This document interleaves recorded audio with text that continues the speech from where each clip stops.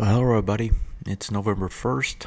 This is the weekly review where we try to take a look at what happened, what we think is going to happen, how we position for it, and just, try to get a lay of the land each and every week. As far as last week, it's pretty much sideways. The Russell continues to dog compared to the others. The NASDAQ, of course, has led us all the way back. S&P positive on the year and Dow's close. So it was another good week overall, and that follows several weeks to the upside. If we take a look here, quick review, to say this bounce is much stronger than we expected, that is totally an understatement at this point. If I look at the S&P 500, this rally, 200 points, top, bottom to top, right up to the zone, the resistance zone, that gets over the breakdown bar's top, 2076, actually closes over it on the weekly. And if you look, on the daily, and if we look at it on the weekly, it has gotten over these bearish retest regen zones, 2077.85. That one, it closes just over 2079. And then it also closed over this lower one as well, which was 2072. So, the market has done what was probably appeared to be incapable feat, and that is to make the rally all the way from the lows, all the way back up, and break out of those bearish retest regen zones and not respect them. And those were ones that should have held. Probabilities are extremely high. So when I see something like that, that's a sign of real strength. For whatever reason, for whatever's driving it, it doesn't really matter what the real fundamental reason is. It happened. And when it happens like that, you really have to step back and respect the move and know that more than likely, it's not going to make new lows anytime soon. The probabilities were there for it. The situation was set up for it. You still could argue, for example, that there's a head and shoulders type top still taking place here. I mean, that can still be argued. But at this point, it's fairly clear to me at least that, the trend isn't this way anymore. It's more like this, right? It's sideways at worst, and it's probably going to hold that. So, to throw our head in the sand and say, hey, that's, it's really still a downtrend, this really is still taking place, I think we're trying to kid ourselves. Let's assume that it's a sideways trend at this point and work from that, and then in time, we'll see what it really wants to do. But for now, that's the trend, and that whenever it does retrace, it's probably going to make another run up here and try to make new highs. So we just have to respect that that's the situation, and that is the setup. Now, having said that, there are some subtle signs of, weakness starting to take place. For example, if I look at this weekly, after this big run, last week's high was 2079.74. This week's high is under that. It closes, not high, but the close is underneath that. So you go over and back under, but you actually had more volume. So that, again, the strength is still there. Some subtle signs that it's slowing down. It's probably going to get a retrace. But overall, powerful move to the upside. These earnings have still been good enough. I mean, Apple, Apple chart, was set up so that it would probably, not be able to go up. It did. And nothing big, but it did gravitate higher. It's up into that area where it's probably going to try and pull back, but still, the earnings in general, that was the last big needle mover that was out there. You've only got another week of it, in terms of large numbers of earnings coming out, and they've been good enough to hang in there. Big cap technology, of course, is what's driven this market in terms of the thrust. If you look at big moves, look at Apple, look at Microsoft, look at Google, look at Amazon. All of those stocks made huge moves up and held those price gains, other than Apple. I mean, Apple made a move, but not a big one. But the others, big moves, and they held it. And then you had the SOX chipping in on it. with that small pullback on Friday, the S&P 500 and the NASDAQ, and let's look at the NASDAQ too, they did end up, even with that small pullback, they did end up holding over those bearish retest regen zones. So here on the NASDAQ, the top was 50.32 on that one. It was 50.43 on this one, and it closes at 50.53. So you go over, you hold over those bearish retest regen zones.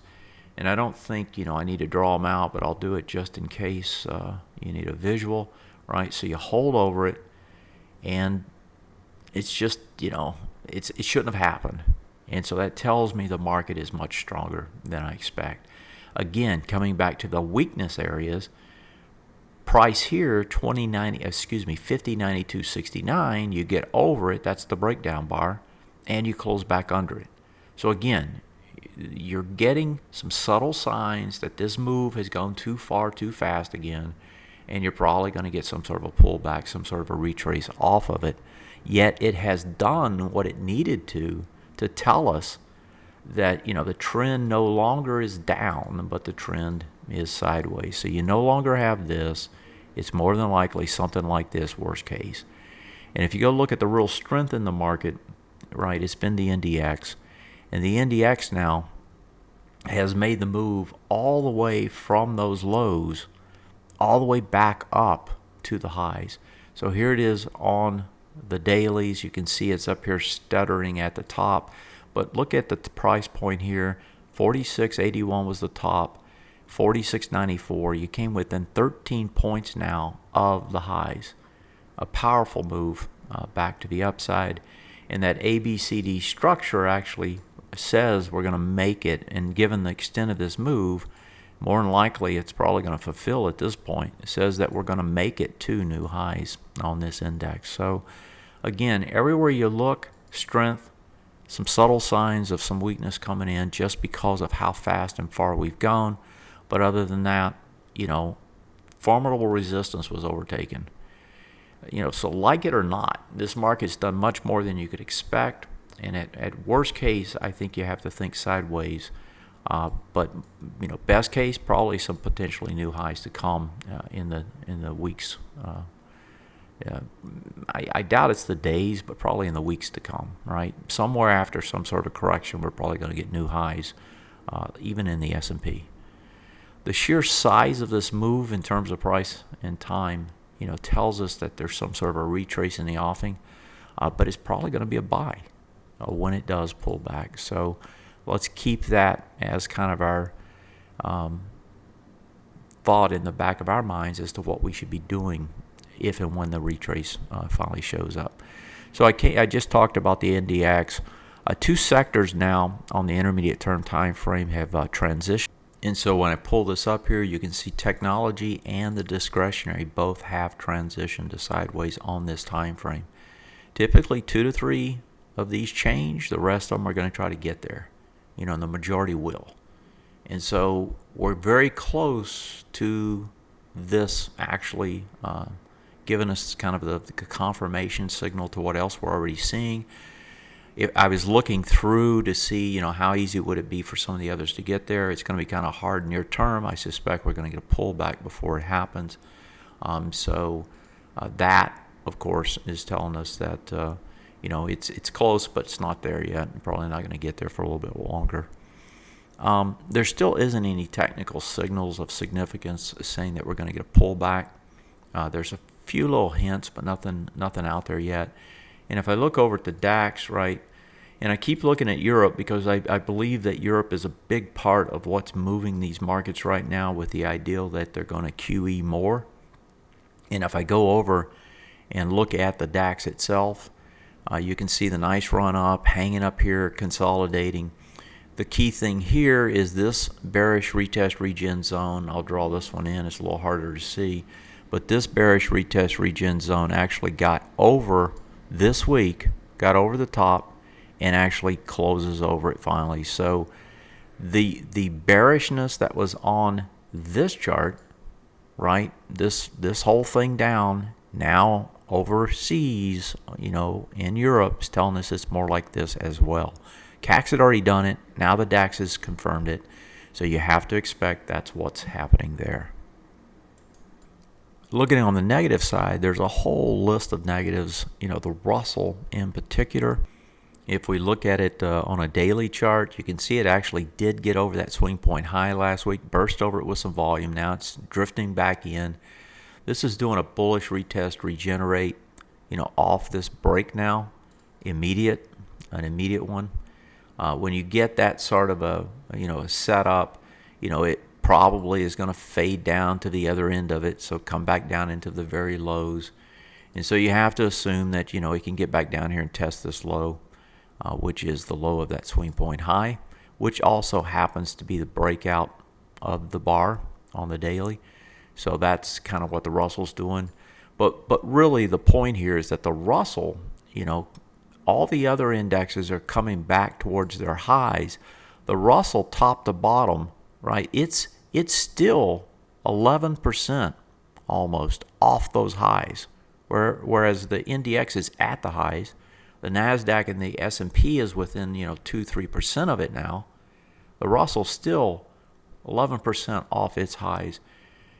I don't know what that tells us. I don't know why that's the case.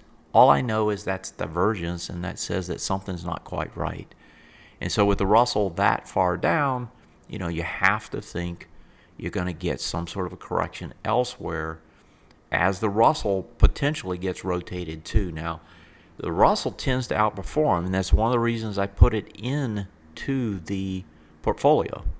Is like we should see rotation. The rotation should go to the weaker groups. Where are those? Well, the Russell's one big weaker group that's been out there. NASDAQ, S&P, they still have to deal with that breakdown bar, which we were just looking at. So here's the S&P. The top of that baby is 2103. The NASDAQ actually got over it and came back underneath it. So this is kind of the last area where you have significant resistance before the highs. And so they're dealing with that bar. That's a negative. You've already had a huge run into that. That also argues that you're probably going to get some sort of a pullback. The dollar's still a headwind. Still nothing major on the charts here. Let me pull up the dollar chart.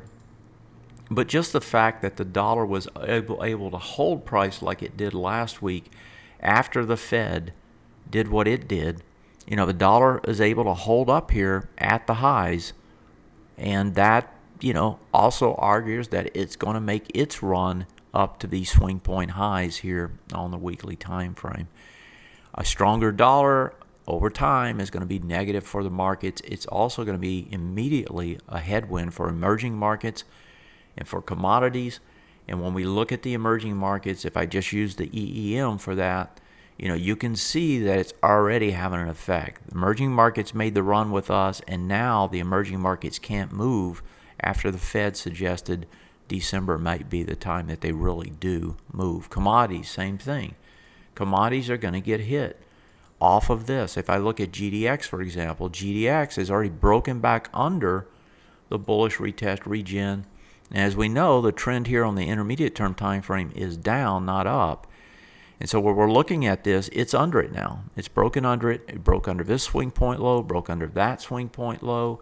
And if we move to the weekly chart on it, it's just came back up, did the bearish retest regenerate, and now trying to regenerate to the downside. And so, when I look at the effects of a stronger dollar, one of the places that you're going to see it immediately are in these two areas, and those two areas you're already seeing the effect. The yield curve is moving towards, and I've got this actually, high yield bonds, 101% off their highs, not quite. I got that wrong. They're about 10% off their highs. I'll have to correct that.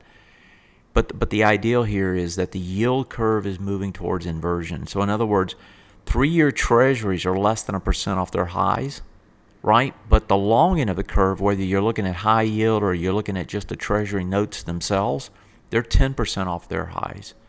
And so if you can imagine that, what you have is you have the long end of the curve, the rates are rising, right? Whereas on the short end of the curve, they're not. And so the curve is becoming more inverted, and we'll see here in a minute what that means to the market. And then finally, everything now just looks good, whereas last, a few weeks ago, everything looked bad. And so to me, those are all negatives that are out there. Fundamentally, central banks, huge boon to the market, continue to be. The Fed sounded more hawkish, and even that couldn't kill the rally yet. So that also tells you that this thing's stronger than you think. And the tech earnings continue to be a big driver, with Apple being the latest one to benefit it. The negatives, I saw a piece this weekend where Draghi kind of stuttered a bit on whether or not, the QE is more QE is baked in December. That may have a negative effect on the dollar and on the euro. Euro going higher, dollar going lower, and if the euro goes higher, that's going to create a pullback in the European markets, which will also bleed over to here. So this may be something that actually triggers some sort of a pullback. And that stronger dollar is really hindering these emerging markets. Those are fundamentally, because most of them are debt, they're debts and dollar-denominated assets, and so that's the reason the emerging markets get hit each time the dollar gets stronger. What do we expect? Last week we were thinking that, or we were wondering, could the S&P continue right over the breakdown bar and over the top of the bearish retest regen zones? Odds were heavy that it wouldn't. It did on the retest regen zones. It did it on the S&P. It did it on the NASDAQ. Now, they couldn't get over the breakdown bar, and that still remains, but again, that's much stronger than one would have expected. Russell, could it break higher? It did. It got over that swing point high. Of course, it's doing an immediate retrace, but it did break higher. And Apple earnings did not end up taking this market down. Neither did the Fed sounding more hawkish. This week, what do I expect? Or what are we looking at? It's the Fed member speeches. There's like 12 of them. And, the question is, are they going to be hawkish?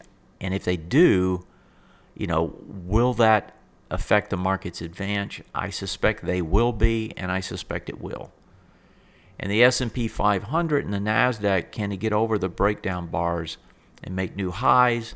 I suspect short term, it's not going to happen. The sheer size of this move kind of suggests that it won't. And then these other little hints that I've been talking about also suggest the same thing. Economics earnings, the last full week of, big slew of earnings, and then those tail off. This week you've got PMIs. It's the first of the month, right? You got PMIs, you got the employment numbers, and like I said, there's 12 speeches on Fed this week. That's going to have an effect on these markets probably. If nothing else, just whipsawing the markets. I put in a new piece here this week. I used to try to look at the charts and give you a feel for what's happening in the sectors. And I wanted to talk just a little bit about what we've been doing. I've been doing a lot of work. You haven't seen it yet. We haven't rolled it out. But I've been doing a lot of work. There's a separate database that's being built right now. Has new infrastructure, some new plumbing, if you will, to the site. And it's going to allow us to do some things we couldn't do. For one, there's a new neoclassical chart game that you can practice with. I think that's going to be hugely beneficial. Once that's available, of course, I'll let you know. But it's going to give you the ability to take a stock, not knowing what it is, what time frame it is, or anything, and be able to use all three time frames, use all the neoclassical signals to make entry and exits based on that and practice. And so I believe it will help you to use the charts in a better way by practicing with the chart game. So that's one thing that's coming. There's going to be, as part of that, the plumbing that we've done, we're going to be able to add to the existing charts for you to be able to scroll back in time. So if I wanted to see what the S&P looked like, this time last year, I should be able to scroll back and see exactly what it was on any particular day.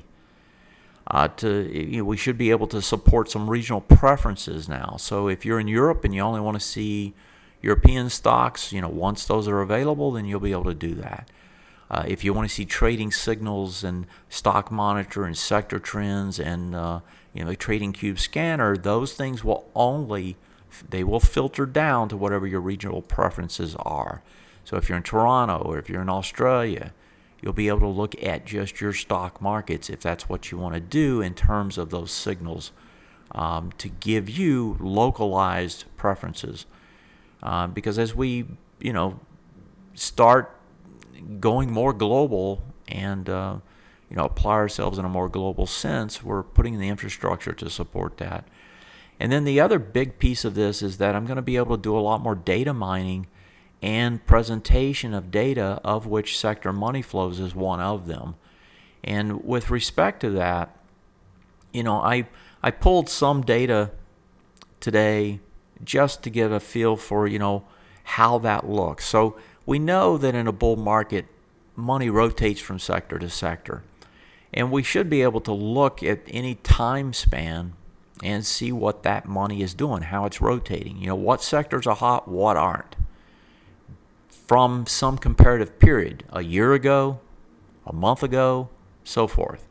And so when I look at the year ago stocks and I say, okay, were stocks higher or lower in this sector a year ago, I'd be able to look at that and see what it looks like. And from a practical point of view, a year ago, the percentage of stocks that are higher in the SOX from a year ago is slightly a few more, right? But mostly not. As a matter of fact, it's kind of interesting because you've got just a few here and in the XLF, and this is that inverted yield curve that I was talking about earlier that's benefiting these. This is the consumer staples, healthcare, actually consumer staples. So you actually have just 3 sectors that are doing better now than they were a year ago. Now let's fast forward to 6 months. What does it look like 6 months ago? Well, 6 months ago, it's 50-50 on the durables, and everything else is still lower than 6 months ago. How about the last month? Well, here's the flows in the last month. And what's interesting to note is the financials have led this rally. I keep talking about the tech rally. Tech rally, even though it's been greater, and it's certainly, in terms of just sheer size, the tech rally has been a big mover in terms of percentages, right? Given the weighting structure of the indexes and the sectors, they have driven it. But if you just look at the breadth of stocks inside these sectors, the XLF has had the most stocks move to new highs. And so it's one way to kind of slice this up and see where the money's flowing. What does that tell you? Well, it tells you when this pullback takes place, these might be the places you want to come back into and look at in terms of where do you put your money, right, as the money rotates elsewhere. Where might the money rotate to as we pull back? Well, I suspect IBB, XLV, those might be places because those have been strong sectors that have struggled lately, and probably we'll see some money rotation as a result of the rest of these taking a break. Well, the money doesn't want to leave the market. Where's it going to go? Well, it's going to go to the cheap stuff. So again, sector rotation, important. We're going to be able to slice and dice this, and I'm going to think of ways to make this available so that you can pull this data yourself and take a look at it over time. What's the bottom line here? Last week I was expecting the Fed to be a little bit more hawkish, Apple earnings maybe to not be so great. They bottom anyway. The Fed was more hawkish, earnings were okay at Apple, but they bottom anyway. Nothing big, but they still bottom. With that backdrop, what do we think is going to happen this week? I think this bullishness has been over the top, and even though there's still no technical signs, there's some hints of it the past couple days. The NDX is so close to the highs, though, you might expect it to at least tag that high before it gives up anything. And the significant bearish retest and regens failed to stop this thing. So that tells me we got more upcoming. Probably some sort of short-term correction given the things up here, but more to come to the upside.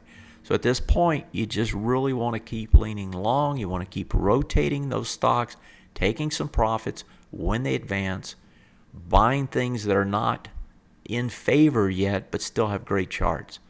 And that's what you're going to see me try to keep doing. For example, we bought LAD, and let me bring these up so we can look at it. This is an auto dealership in the discretionary space. We bought it on a nice little pullback. I think we bought it Thursday, if I remember right. And got it on a retrace, right, towards the end of the zone here.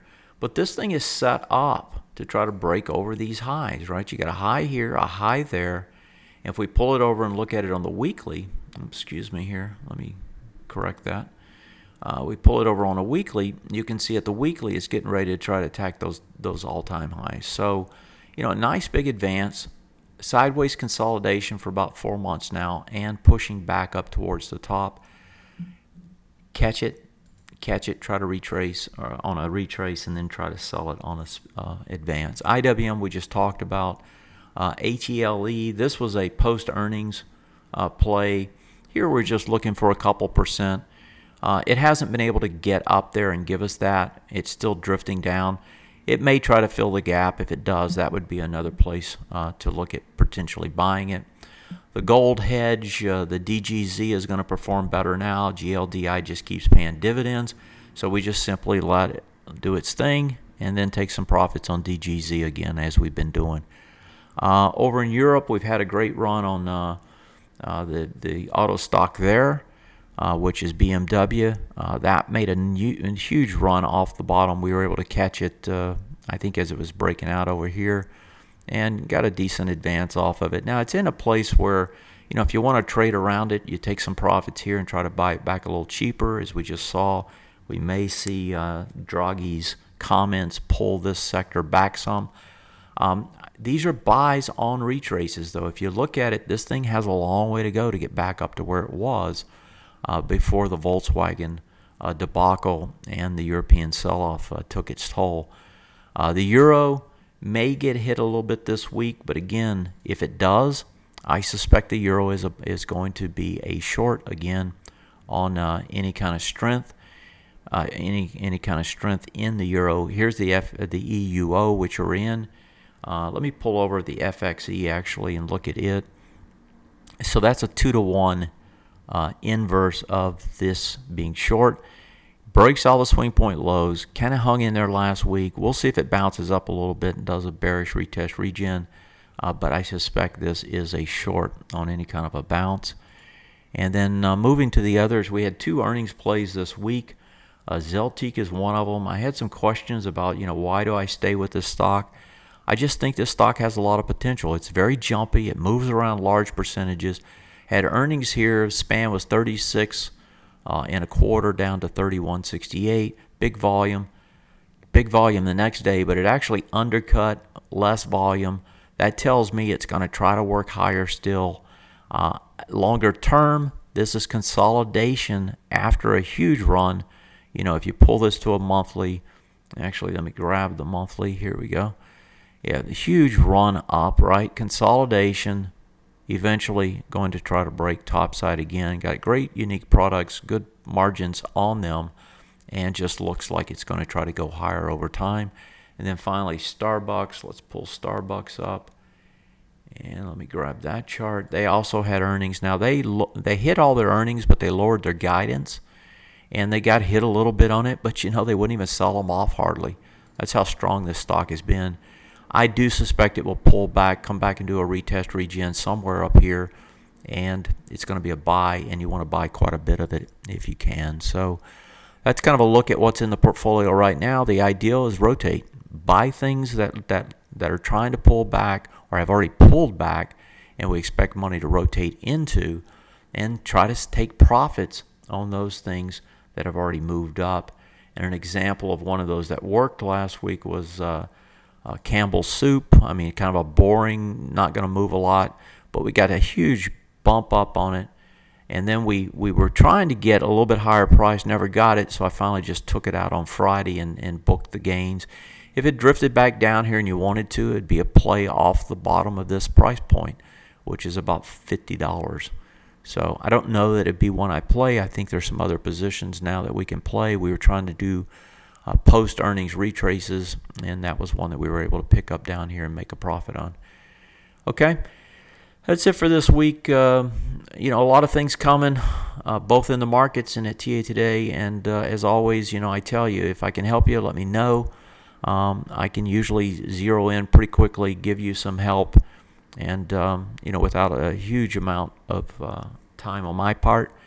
And if there's any questions, of course, things you want to do that you're not sure how to do, let me or Nadia know, and we'll help you out. That's it. Have a great one. Thanks, as always. And that's it for this week. I'll see you next time. Goodbye.